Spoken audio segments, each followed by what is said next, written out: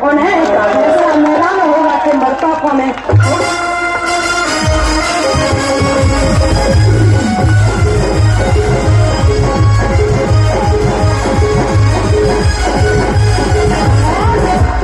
भीम जी की शेरनी वो मायावती है बेटी, कदमों के नीचे उसके है हिमालय की चोटी।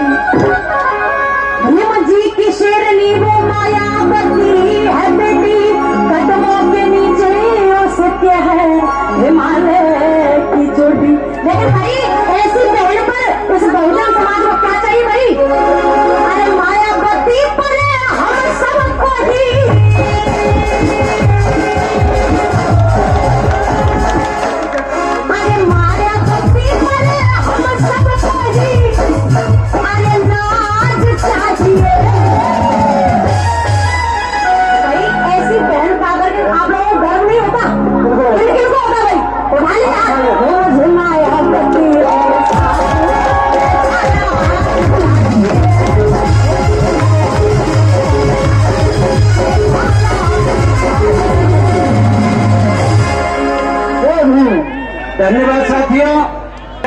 1956 को बाबा साहब डॉक्टर भीमराव अम्बेडकर जी ने स्वयं अब आकर के इस बौद्ध विहार की स्थापना की थी।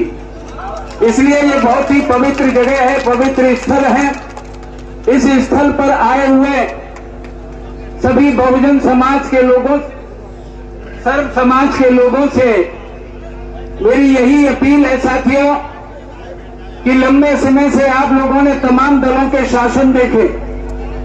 मैं केवल एक बात कहता हूं, ये बहुजन समाज पार्टी है और सर्व समाज की उम्मीदों को, उनकी समस्याओं को, उनकी दुख और तकलीफों को इस देश और प्रदेश में साथियों खत्म करके एक सामान्य जीवन जैसा हर व्यक्ति जीता है ये बहुजन समाज।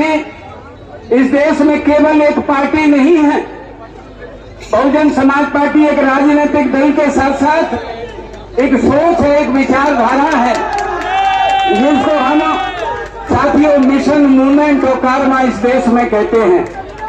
इसलिए साथियों मेरा आज इस अवसर पर आप लोगों से कहना है कि ये वही नीला झंडा है और हाथी निशान है जिसको बाबा साहब डॉक्टर भीमराव अम्बेडकर जी ने हमको दिया था, और ये वही नीला झंडा हाथी निशान है जिसको माननीय कान्शी राम साहब इस देश में लेकर के आए, और ये वही नीला झंडा हाथी निशान है जिसको हमारी मुखिया परम आदरणीय बहन कुमारी मायावती जी ने मजबूती के साथ इस देश में साथियों खड़ा करने का काम किया, और 4 बार इस प्रदेश में मुख्यमंत्री बनने का काम साथियों बहुजन समाज पार्टी ने किया। आज उसी नीले झंडे को बहुजन समाज पार्टी के उत्तराधिकारी के तौर पर साथियों हमारे बीच में आज के इस कार्यक्रम के मुख्य अतिथि, सम्मान के योग्य आदरणीय आकाश आनंद जी हमारे बीच में आए हैं।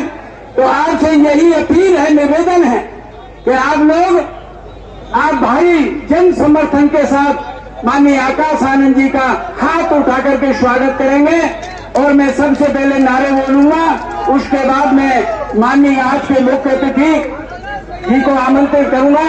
बहुजन समाज पार्टी जिंदाबाद, बहुजन समाज पार्टी जिंदाबाद, माननीय बहन कुमारी मायावती जी जिंदाबाद, माननीय बहन कुमारी मायावती जी जिंदाबाद,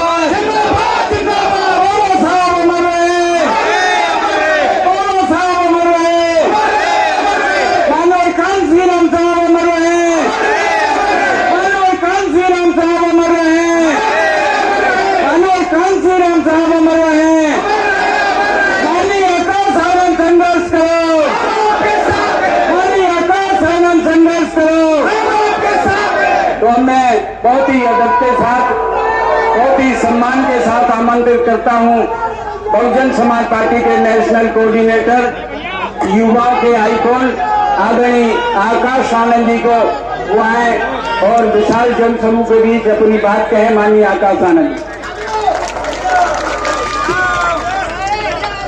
बैठ जाओ भाई, बैठ जाओ।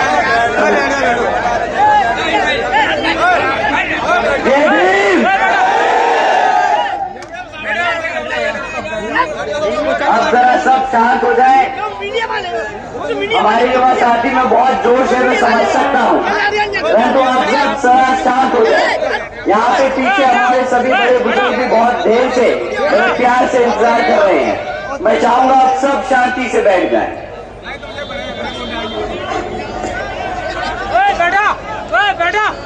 साथियों, सबसे पहले मैं आज हमारे सभी मुसलमान भाइयों बहनों, बड़े बुजुर्ग, माताओं, आप सभी को ईद की मुबारकबाद देना चाहता हूं।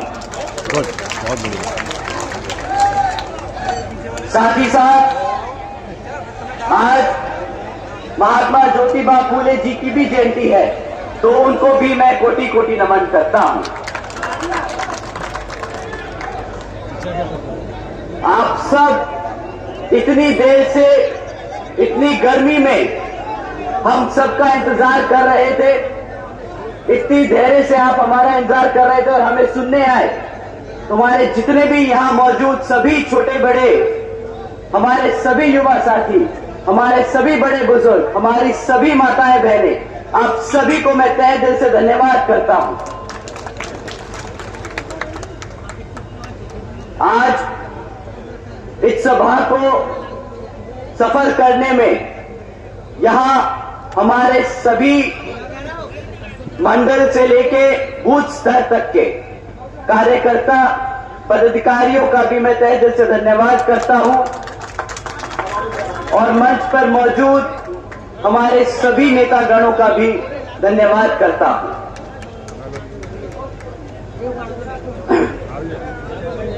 अपनी बात आप सबके बीच में रखने से पहले मैं अपने सभी संतों, गुरुओं व महापुरुषों में से खासकर महात्मा ज्योतिबा फूले जी, छत्रपति शाहू जी महाराज जी, नारायण गुरु जी, पेरियार रामास्वामी जी, बाबा साहब डॉक्टर भीमराव अंबेडकर जी एवं मान्यवर साहब श्री काशीराम जी को नमन करता हूं। साथ ही यहां हमारी पार्टी व बहुजन समाज पार्टी की राष्ट्रीय अध्यक्ष व उत्तर प्रदेश की 4 बार मुख्यमंत्री एवं पूर्व सांसद आदरणीय बहन जी के नाम से लोकप्रिय बहन कुमारी मायावती जी को भी पूरे तहे दिल से आभार प्रकट करता हूं, जिन्होंने अपना पूरा जीवन बामसेफ, DS4 व बीएसपी के जन्मदाता एवं संस्थापक मान्यवर साहब श्री काशीराम जी के बताए हुए रास्ते पर चलकर परम पूज्य बाबा साहब डॉक्टर भीमराव अंबेडकर जी के मानवतावादी व आत्मसम्मान व स्वाभिमान के मूवमेंट के कारवां को अपने आजीवन त्याग, तपस्या व कड़े संघर्ष से एक नई राजनीतिक ऊर्जा शक्ति प्रदान की है तथा उत्तर प्रदेश जैसे विशाल व महत्वपूर्ण राज्य में 4 बार अपनी पार्टी बीएसपी के नेतृत्व में सरकार बनाकर खासकर बहुजन समाज के लिए एक ऐसी मिसाल बन गई है जिससे प्रेरणा लेकर करोड़ों लोग यहां सामाजिक परिवर्तन व आर्थिक तरक्की की मिशनरी कार्य में जुड़े हुए हैं। इतना ही नहीं साथियों, बल्कि मैं भी उनके इस नेतृत्व से प्रभावित होकर बीएसपी मूवमेंट से जुड़ा हूं और उनके पद चिन्हों पर चलकर इस मिशनरी दायित्व को, कर्तव्य को व फर्ज को पूरा करना चाहूंगा, जिसके लिए बहुजन समाज के मसीहा परम पूज्य बाबा साहब डॉक्टर भीमराव अंबेडकर जी आजीवन कड़ा संघर्ष करते रहे। साथियों, जैसा कि आप सब जानते हैं कि लोकसभा के आम चुनाव के बीच में हम सब हैं, परंतु अपनी चुनावी मुद्दों को आपके बीच में रखने से पहले मैं हमारे पार्टी के कुछ मुद्दे आपके बीच में रखना चाहूंगा। अगर यहां पे हमारा समाज, हमारा परिवार हमें इजाजत दे तो, आप लोगों की सहमति है तो मैं अपनी बात आप लोगों साथियों, जैसा कि आप जानते हैं, विरोधी दल चुनावी दौर में नहीं बल्कि हर एक वक्त हमारे मूवमेंट, हमारी बहुजन समाज पार्टी को गुमराह करने के लिए, उसको तबाह करने के लिए हमारे कार्यकर्ता, हमारे युवा साथी, हमारे सभी समर्थकों को गुमराह करने के लिए साम दाम दंड भेद का इस्तेमाल करते रहते हैं। इसमें से सबसे एक बहुत जरूरी चीज मैं आप लोगों के बीच में आज रखना चाहूंगा। साथियों, दुश्मन कभी भी सामने से आके वार रखता, हमारे लोगों के बीच में ये बहरूपिये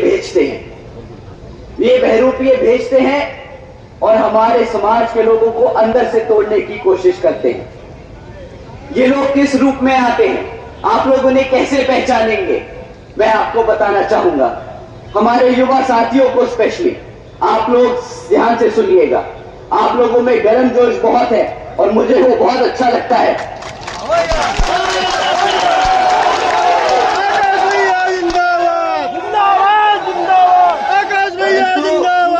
मैं अपने युवा साथियों को बताना चाहूंगा कि भाइयों बहनों, आप सब बाबा साहब के बच्चे हैं। वो दिमाग से काम लेते थे, गर्मजोशी से नहीं। वो दिमाग से आगे अपना मूवमेंट को बढ़ाते रहे, अपने समाज को तरक्की देने के लिए करते रहे काम। तो साथियों, ये आपको अब दिमाग से सोचना होगा, दिल से नहीं। आपके बीच में जो बहरूपिये हैं वो किस तरह आप लोगों को गुमराह करने का काम करते हैं। साथियों, वो बहरूपिये नीला पटका पहन के आएंगे। वो साथियों बहुजनों की बात करेंगे। साथियों, वो आपसे बहन जी की भी बात करेंगे। वो बात करेंगे बाबा साहब की, वो आपके हकों की बात करेंगे।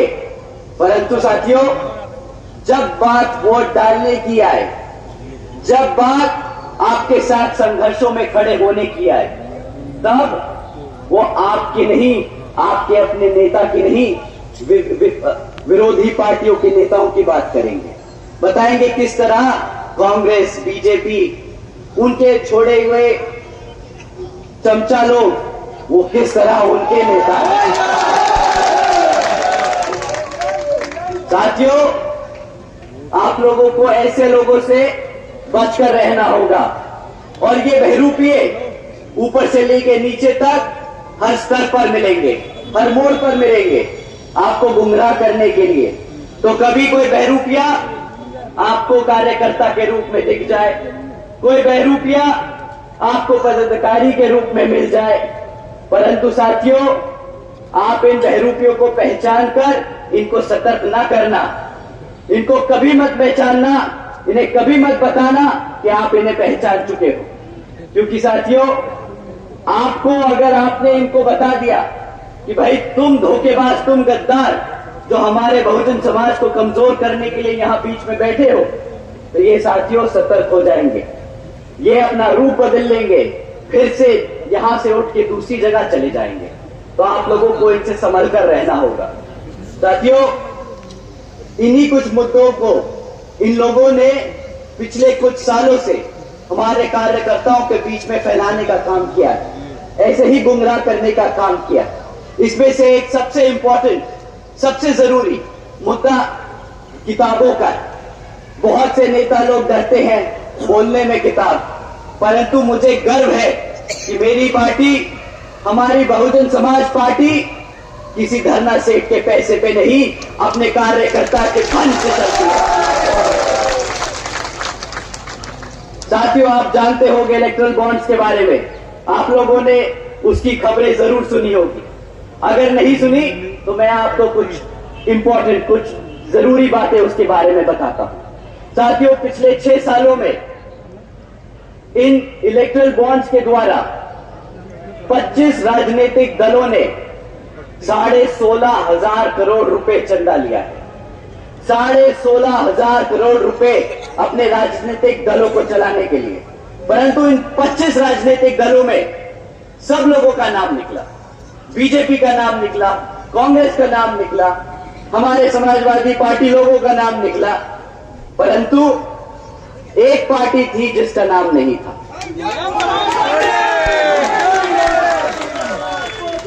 आपको पता है किसकी पार्टी थी वो? आपके चंदे से चलने वाली पार्टी है वो, आपकी अपनी बहुजन समाज पार्टी है वो। साथियों, बहुजन समाज पार्टी ने कभी नहीं किसी धरना सेठ से 1 रुपया लिया, ना आज तक लिया है, ना आगे कभी लेगी। हमारे कार्यकर्ताओं के तन, मन और धन से हम लड़ते आए हैं ये चुनाव, आज तक और आगे भी लड़ते रहेंगे। और मेरे को पता है हमारे लोग दबी आवाज में ही सही, पर आज मैं मन से बोलता हूं, अपने किताबों के बोझ को नहीं मानते।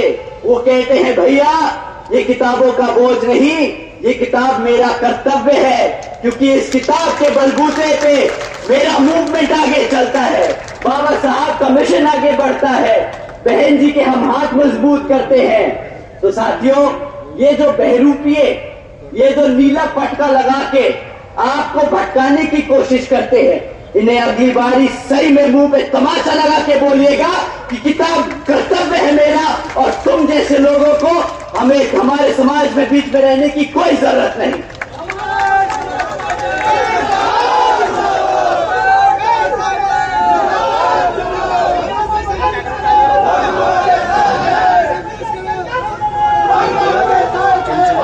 साथियों, ये तो रही बात बहरूपियों की, ये तो रही बात नाटकबाजों की।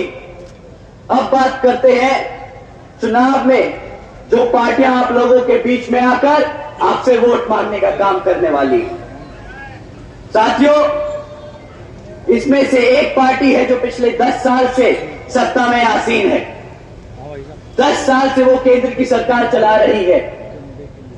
अब समय आ गया है कि आंख बंद कर नहीं, इनके मीठे बातें सुन के नहीं, इनसे सवाल कर इनको जवाब देने का।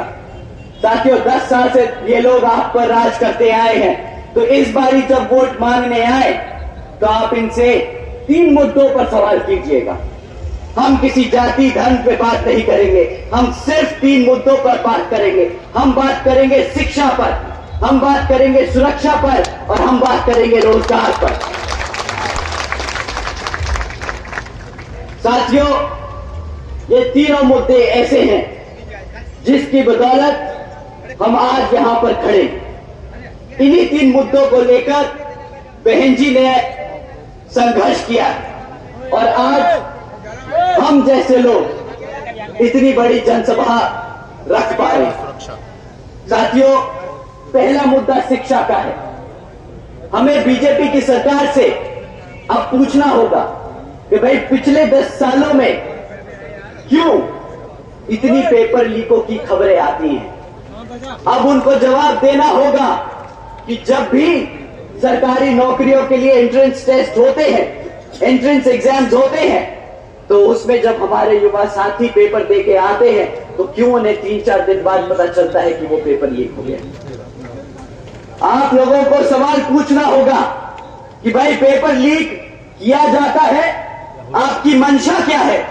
आप चाहते हैं कि आप दिखाएं कि आप रोजगार देने की कोशिश कर रहे हैं, पर आपकी असलियत पेपर लीक कर उन नौकरियों को रद्द करने की है।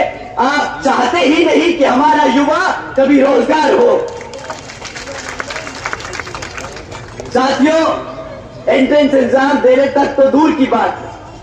हमारे बच्चे अगर आज भी प्राइमरी और मिडिल स्कूल में पढ़ रहे हैं तो उनका इतना बुरा हाल है कि ना आधे से ज्यादा, मैं सरकारी सर्वे आपके बता रहा हूं, सरकारी सर्वे बताता है साथियों कि आज सरकारी स्कूलों में 8वीं कक्षा के बच्चे, आधे से ज्यादा 8वीं कक्षा के बच्चे गुणा भाग नहीं कर सकते। क्या ऐसे ही हम अपने बच्चों को अपने पैरों पर खड़ा कर पाएंगे?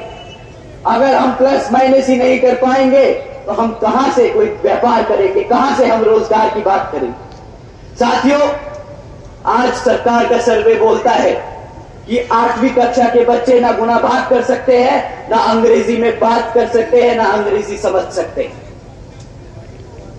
प्रधानमंत्री जी इंडिया को एक वर्ल्ड इकोनॉमी बनाने की बात करते हैं, बहुत बड़ी इकोनॉमी बनाने की बात करते हैं। प्रधानमंत्री जी मुझे लगता है अपने व्यापारी दोस्तों के लिए व्यापार करते हैं, अपने दोस्तों के लिए भारत की वर्ल्ड इकोनॉमी बनाने की बात करते हैं, क्योंकि हमारे समाज के बच्चे जो सरकारी स्कूलों में पढ़ रहे हैं वो बेचारे ना अंग्रेजी में बोल पाते हैं, ना समझ पाते हैं। तो कैसे हमारा बच्चा बढ़ते हुए भारत में व्यापार करेगा, कैसे वो रोजगार ले पाएगा? आप बोलते हो कि हम यूएस से बिजनेस करेंगे, हम यूरोप से बिजनेस करेंगे। अरे मेरा बच्चा अगर अंग्रेजी उनकी समझ नहीं पाएगा, बोल नहीं पाएगा, तो कहां से मेरे बच्चे को रोजगार मिलेगा, कहां से वो व्यापार करेगा? साथियों, ये लोग डिजिटल इंडिया की बात करते हैं। डिजिटल इंडिया के नाम पे जो मजाक किया है आपके सामने फैक्ट में रखता हूं। साथियों, सरकारी स्कूलों में 65% सरकारी स्कूलों में आज एक भी कंप्यूटर नहीं है। जब कंप्यूटर नहीं होगा तो बच्चे सीखेंगे कैसे? अगर सीखेंगे नहीं तो बनेगा कहां से डिजिटल इंडिया? कौन सा डिजिटल इंडिया की बात करते हो? अगर हमारे बच्चों को कंप्यूटर चलाना नहीं आएगा। साथियों, जिन बच्चे कुछ सरकारी स्कूलों में अगर टूटा फूटा एक अगर कंप्यूटर पड़ा भी होगा तो उसमें इंटरनेट कनेक्शन नहीं होगा। अगर इंटरनेट कनेक्शन नहीं है तो बच्चा कहां से दुनियादारी के बारे में समझेगा, कहां से उसे पता चलेगा कि अमेरिका में क्या हो रहा है, जापान में क्या हो रहा है, चाइना में क्या हो रहा है। परंतु ये लोग सिर्फ मार्केटिंग करना चाहते हैं। डिजिटल इंडिया का बड़ा पोस्टर छापेंगे और पूरे भारत में घुमाएंगे, उस पे हजारों करोड़ रुपया खर्चेंगे, पर डिजिटल इंडिया की योजना के नाम पर 1 रुपया खर्चना नहीं पसंद करेंगे। साथियों, दूसरा सबसे जरूरी मुद्दा जिस पे आपको उनसे सवाल उठाने, वो है हमारे युवा साथियों के लिए रोजगार का। रोजगार के नाम पर पिछले 10 सालों में आज एक फैक्ट सामने आता है। भाई, पिछले 10 सालों के इनके काम के बाद आज हमारे यहां 3 में से 1 ग्रेजुएट युवा बेरोजगार घूम रहा है। अब अगर 3 में से 1 ग्रेजुएट बेरोजगार घूम रहा है तो मतलब 2/3 भारत के युवा साथी बेरोजगार हैं। रही बात जो लोग पढ़ लिख चुके हैं, अगर बाय चांस गलती से ये जो करप्शन बड़ी बखूबी से करते हैं, अगर गलती से नौकरी का पर्चा निकाल दे तो वहां पे क्या भीड़ भाड़ मचती है, क्या मारामारी होती है। ये एक न्यूज क्लिपिंग सुन के, न्यूज क्लिप की हेडलाइन सुन के बताता हूं। साथियों, एक न्यूज क्लिप थी जिसपे था हेडलाइन 90,000 से ज्यादा पीएचडी स्कॉलर्स, इंजीनियर्स और ग्रेजुएट्स क्लास 4 की नौकरी के लिए अप्लाई कर रहे हैं। बताओ, 90,000 से ज्यादा इतने पढ़े लिखे बच्चे एक क्लास 4 की नौकरी के लिए अप्लाई कर रहे हैं। क्लास 4 की नौकरी की क्वालिफिकेशन 5वीं पास है। 5वीं पास के क्वालिफिकेशन पे हमारे पीएचडी स्कॉलर्स को अप्लाई करना पड़ रहा है। इतनी मारामारी है साथियों। पर ये लोग बहुत गर्व से बोलते हैं कि कैसे इन्होंने रोजगार को रोक के लोगों को पेट भरने का काम किया, ये बोलते हैं कि भाई, हमने आज 80 करोड़ से ज्यादा लोगों को, सरकारी के लोगों को, भारत के लोगों को मुफ्त में राशन देने की स्कीम चलाई है। साथियों, केंद्र की भाजपा के बड़े से छोटे नेता और जितने भी भक्त आपको मिलेंगे वो बोलेंगे कि मेरी पार्टी ने 80 करोड़ जनता को मुफ्त में राशन दिया है। पर इन मूर्खों से कोई पूछे कि अबे उल्लुओ, अगर तुमने 80 करोड़ जनता को मुफ्त में राशन दिया है तो मतलब आधी जनता बेरोजगार घूम रही है। इसका क्या जवाब है तुम्हारे पास? अगर आधी जनता बेरोजगार घूम रही है तो राशन नहीं चाहिए था तुमसे। 2014 में तुम्हें राशन के वादे पर सत्ता में बिठाने का काम नहीं किया था। तुमने वादा किया था हर साल 2 करोड़ नौकरी देने का, 80 करोड़ जनता को भिखारी बनाने का वादा नहीं किया था। आकाश आनंद संघर्ष करो, आकाश आनंद संघर्ष करो।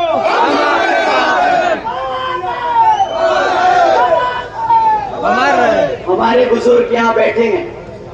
मैं आपसे पूछता हूँ सर, जब भाजपा सत्ता में आई थी 2014 में, तो उन्होंने भरोसा दिलाया था कि आपके बच्चों को रोजगार देंगे। बदले में आपको आज क्या देते हैं? 2,500-1,000 रुपया महीना राशन देने की बात करते हैं। अब आप बताइए, 1,000 रुपए का राशन लेने के लिए आपने वोट डाला था।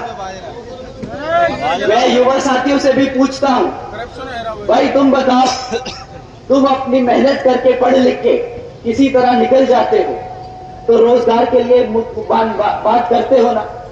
किस लिए चाहिए तुम्हें रोजगार? किस लिए चाहिए रोजगार? अपने माँ बाप ने, आपके अपने माँ बापों ने जो जिंदगी भर संघर्ष किया, अपना खुद का निवाला ना रखकर आप लोगों का पेट भरा, तो ताकि आप लोग पलटकर उनके लिए सहारा बन सको, इसलिए आप रोजगार ढूंढते हो ना। आप लोग अपने पैरों पर खड़े होकर अपने माँ बापों का सर फख्र से ऊपर कर समाज में घूमने के लिए आप रोज बाहर निकलते हो ताकि आपको रोजगार मिल जाए, आपकी नौकरी लग जाए, इसलिए तो आप मेहनत करते हो ना। पर साथियों एक बात बताओ, अगर कोई आपको नेता आके बोले रोजगार तो नहीं है, ये ले 1000 रुपया अपना राशन ले और घर जाके बैठ जा, क्या आपको बर्दाश्त है? वो 1000 रुपए का राशन बर्दाश्त है? अब ये सुनिए, 1000 रुपए का राशन देके एहसान जताने की बात करते हैं कि देखिए हमने आपको 1000 रुपए का राशन दिया। मैं अपने युवा साथियों से, मैं अपने बड़े बुजुर्गों से अब इस बार दरख्वास्त करूंगा कि अगली बार ये आप लोगों के बीच में आएंगे ना, तो ये जो आपको राशन का थैला थमाते हैं, वही खाली थैला इनके मुंह पे मार के इनसे सवाल करना, मैंने तुम्हें 1000 रुपए के राशन के लिए वोट नहीं डाला था, मैंने तुम्हें अपने पैरों पर खड़ा होकर नौकरी करके अपने माँ बाप का सर फक्र से ऊपर उठाने के लिए वोट डाला था।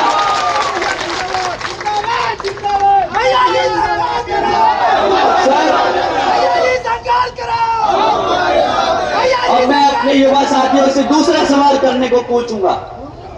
आप साथियों पूछिएगा इनसे कि तुमने 1000 रुपए के हिसाब से हमें 6000 रुपए का राशन दे दिया, मान लिया, परंतु अगर मुझे क्लास 4 की नौकरी भी मिलती तो 15 से 20 हजार रुपए महीना कमाता, साल का कम से कम 2 से 2.5 लाख रुपया कमाता।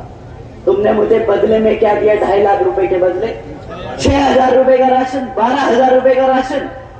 अबे तुम लोग क्या हमें बेवकूफ समझते हो? मेरा समाज अब उठ रहा है, बाबा साहब का समाज अब ये बर्दाश्त नहीं करेगा।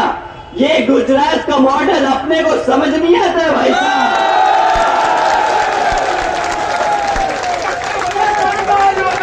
12,000 के बदले 2.5 लाख का चूना तुम गुजरात में लगाना, ये यूपी की जनता अपना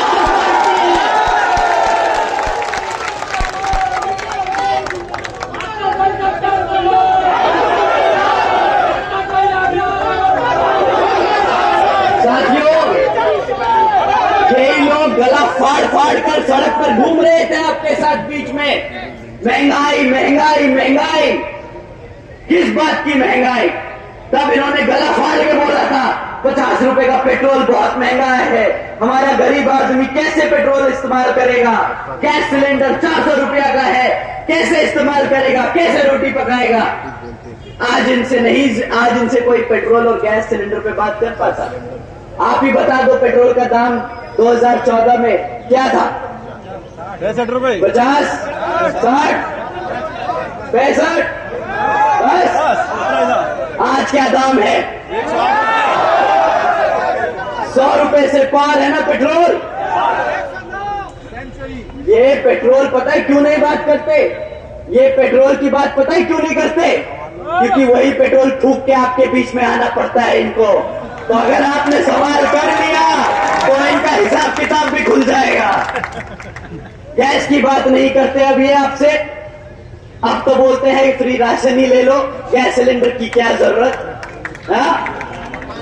साथियों, अब इन्हें 1100 रुपए का गैस सिलेंडर महंगा नहीं लग रहा है। ये जो बेवकूफ बनाने वाला काम करते हैं ना, ये जो सफेद व्हाइट वॉशिंग का काम करते हैं, ये लो फ्री में राशन, ये लो डिजिटल इंडिया, ये लो मेक इन इंडिया। भाई साहब हमें बताओ हमारा रोजगार कहाँ है? हमें कुछ नहीं चाहिए, हम अपने पैरों पर खुद खड़े हो सकते हैं, हम मेहनत करना जानते हैं, हमें मुफ्त में राशन की जरूरत नहीं है। ये एहसान भी जताते हैं, ये पेट्रोल फूंक के आपके बीच में आएंगे, फिर एहसान जताएंगे कि देखिए हमारे प्रधानमंत्री जी ने 100 रुपए के पेट्रोल को अब 99 रुपए कर दिया है।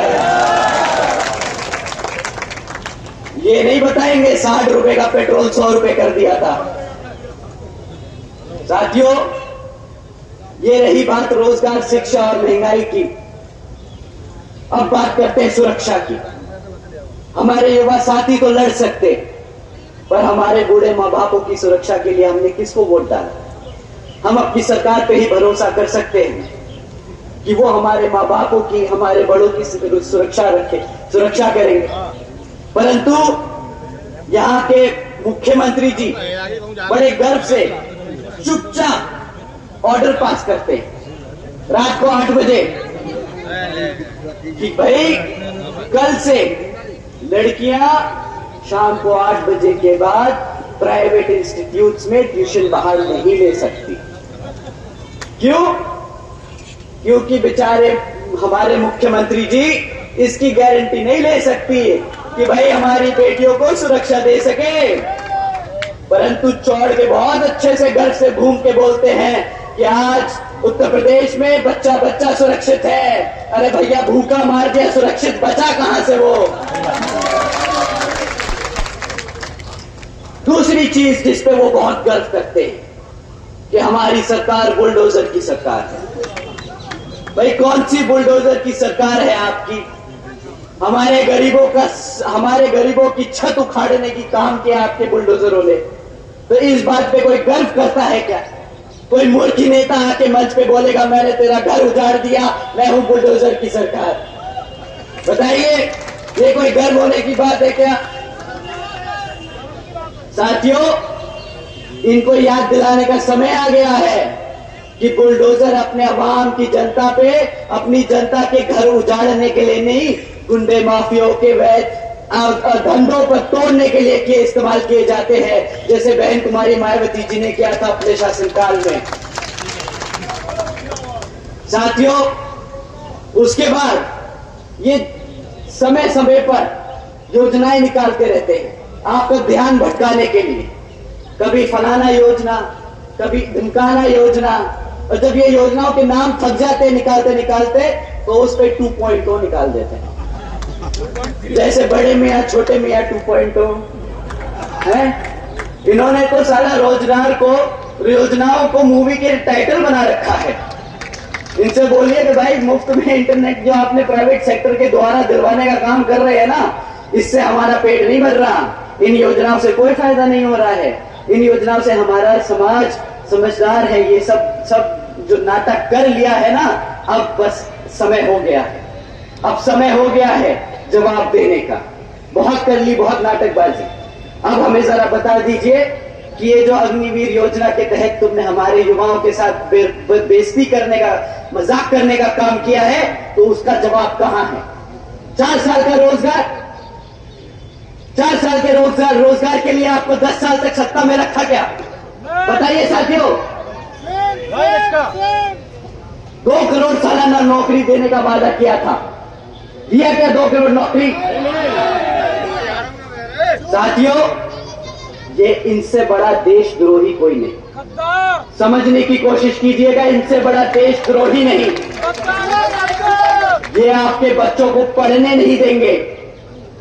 जब पढ़ेगा नहीं बच्चा तो कभी अपने इतिहास के बारे में नहीं जान पाएगा। जब इतिहास नहीं पता होगा तो जो सामने वाला आज बता रहा है वही मानेगा। आपको पढ़ने तो देगा नहीं, जब पढ़ोगे नहीं तो अपना इतिहास नहीं जानोगे, ना अपना रोजगार कभी ले पाओगे। ये क्या करेंगे? फिर से गुलाम बनाएंगे आपको। रिजर्वेशन खत्म करने का नया तरीका ढूंढना है इन्होंने। जब नौकरियां नहीं होगी तो रिजर्वेशन कहां से देंगे? देना ही नहीं पड़ेगा। ये दीमक की तरह काम कर रहे हैं हमारे समाज को खत्म करने के लिए। साथियों, ये बड़े बड़े पोस्टरों से चमकने की जरूरत नहीं है, हकीकत जमीन पे समझने की जरूरत है। साथियों, इनके बारे में अगर मैं और बोलता जाऊंगा तो लगता है अगला लोकसभा चुनाव आ जाएगा, पर इनकी विफलताएं नहीं खत्म होंगी। पर मैं दूसरी पार्टियों के बारे में भी आपको बताना चाहूंगा। 2-2, 3-3 मुद्दे, बस, ज्यादा नहीं, क्योंकि आप यहां बहन जी के बारे में सुनने आए हैं, इनके विफलताओं के बारे में नहीं।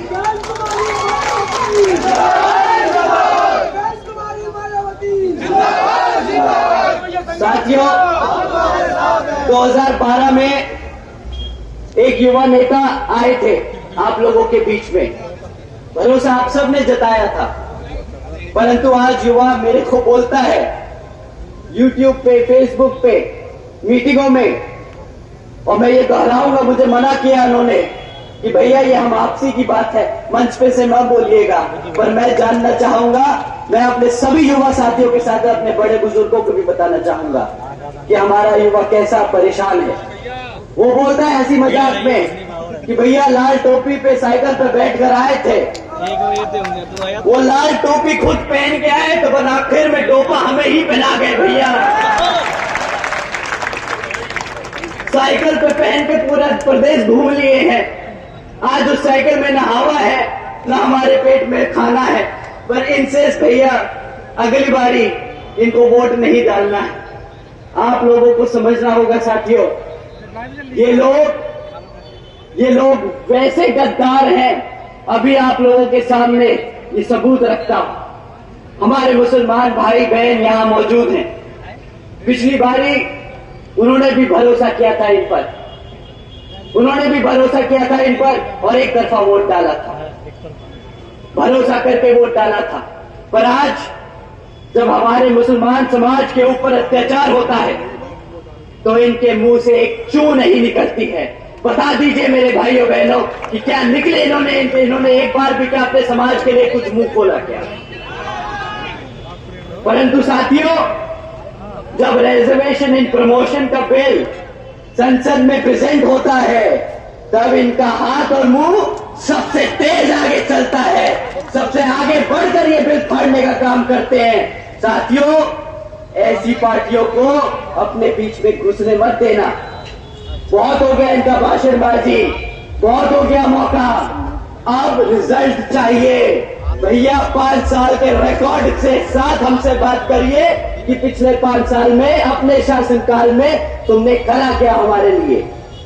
साथियों, इसी क्रम में कांग्रेस पार्टी भी आपके बीच में आएगी कि आ चुकी है कि आगे चली जाएगी, उनका विचारों का पता नहीं। मणिपुर से निकले थे, कन्याकुमारी जा रहे हैं, किसके साथ किसके लिए पता ही नहीं। आजकल बोलते हैं भारत जोड़ो भारत जोड़ो। 60 साल दिया इस जनता ने इन्हें, 60 साल तक सत्ता में रखा, तब तो तुम लोगों ने भारत नहीं जोड़ पाए। आज जब तुम्हारी हालत इतनी खस्ता हो चुकी है तो तुम सड़क पर घूमकर भारत जोड़ो की बात करते हो। मेरा समाज भारत जोड़ो की बात नहीं करता। हमारा समाज रोजगार की बात करेगा, हमारा समाज आज की बात करेगा। बहुत हो गया, 60 साल बहुत लंबा समय होता है। अगर 60 साल में तुम ना काम कर पाए तो आज आगे भी 5 साल में नहीं कर पाओगे। हमारे बड़े बुजुर्ग बहुत अच्छे से बता के गए हैं कि बेटा, एक बार गलती हो दूसरा मौका दे दो, 2 बार गलती हो तीसरा मौका दे दो, पर अगर तीसरी बार भी गलती करे तो वो गलती नहीं बेटा, धोखा है, धोखा। अब इनसे धोखा मत खाना। साथियों, अब बहन जी की बात करते हैं।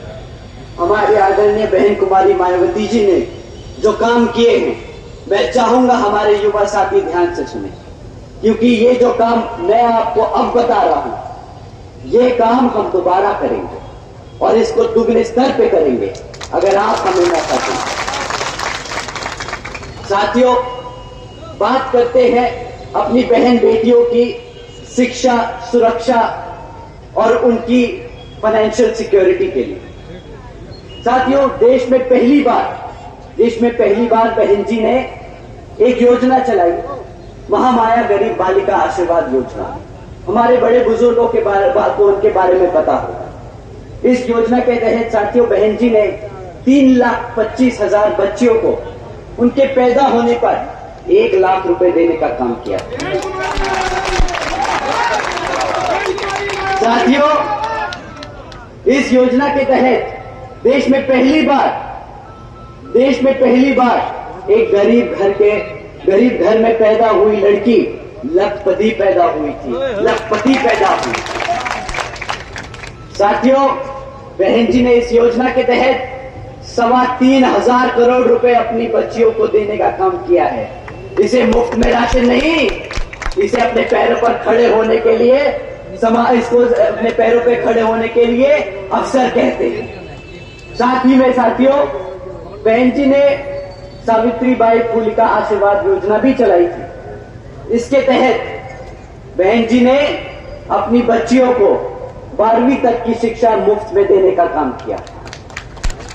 7 लाख बच्चियों को इसका लाभ हुआ। 7 लाख बच्चियों को इसका लाभ हुआ। बहन जी ने 600 करोड़ से ज्यादा की लागत अपनी बच्चियों पर खर्चने का काम किया था। और आने वाले विधानसभा लोकसभा चुनाव में अगर आप हमारा साथ देंगे तो बहन जी इसको दुगने तिगुने स्तर पर इसको बढ़ा के आगे काम करेंगे। साथियों, ये तो बात थी शिक्षा की, प्राइमरी एजुकेशन की। उसके बाद हम ग्रेजुएशन लेवल की एजुकेशन के बारे में बात करते हैं। साथियों, बहन जी ने प्रदेश के व्यावसायिक technical institutes, engineering colleges, polytechnic एवं इंडस्ट्रियल ट्रेनिंग इंस्टीट्यूट्स में हमारे अन्य पिछड़े वर्गों के छात्रों के लिए 27वीं सदी आरक्षण की व्यवस्था तय की। उन्होंने अपने पिछड़े समाज को लेकर पढ़ाई लिखाई में आगे बढ़ाने का काम किया था। आज की डेट में प्रधानमंत्री से लेके भाजपा का छोटे से छोटा नेता या भक्त आपके बीच में खड़े होकर ये नहीं बता सकता कि उसने पिछड़े समाज के लिए क्या काम किया है, कैसे उसे पढ़ाने का लिखाने का काम किया है। परंतु हमारे पास रिकॉर्ड है, हमारी नीतियां हैं, हमारे पास डेटा है बताने के लिए। साथियों, इसी क्रम में बहन जी ने खाली सीटों में आरक्षण नहीं किया था, बल्कि सरकारी कॉलेजेस के हॉस्टल्स में भी 27% आरक्षण देने का काम किया था अपने पिछड़े वर्ग के भाइयों बहनों के लिए। इसी के साथ साथ बहन जी के गवर्नेंस मॉडल के तहत चलकर बसपा की सरकार ने प्रदेश में अपने शासनकाल में 12,500 करोड़ से 12,500 करोड़ की लागत से हमारे सभी SC, ST, OBC व आदिवासी समाज के 3,50,000 से ज्यादा परिवारों को महामाया आवास योजना के तहत अपना खुद का घर देने का काम किया। बुलडोजर नहीं चलाया, इसका प्रचार नहीं किया।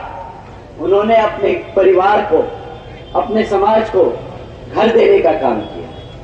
साथियों, नेता, एक लीडर ऐसा होता है जो अपनी आवाम के लिए परेशान हो दिन रात, अपनी आवाम के लिए सोचे, अपने समाज के लिए काम करे। वो ये काम करके दिखा चुके। और अगर आप लोग दोबारा मौका देंगे तो आने वाले लोकसभा चुनाव में अगर आप उन्हें प्रधानमंत्री बनाकर पार्लियामेंट में भेजने का काम करेंगे तो यही योजनाएं पूरे देश में लागू करने का बहन जी काम करेंगी। साथियों, यही नहीं बल्कि बहन जी की सरकार में कृषि एवं संबंधित कार्यों में मिनिमम डेली वेजेस को 55 रुपए से बढ़ाकर 100 रुपए प्रतिदिन करने का बहन जी ने काम किया था।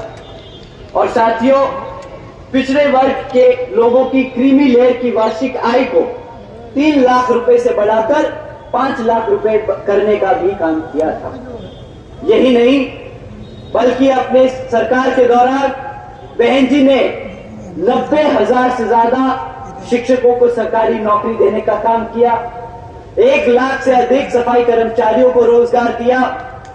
2 लाख से अधिक पुलिस फोर्स में भर्ती की।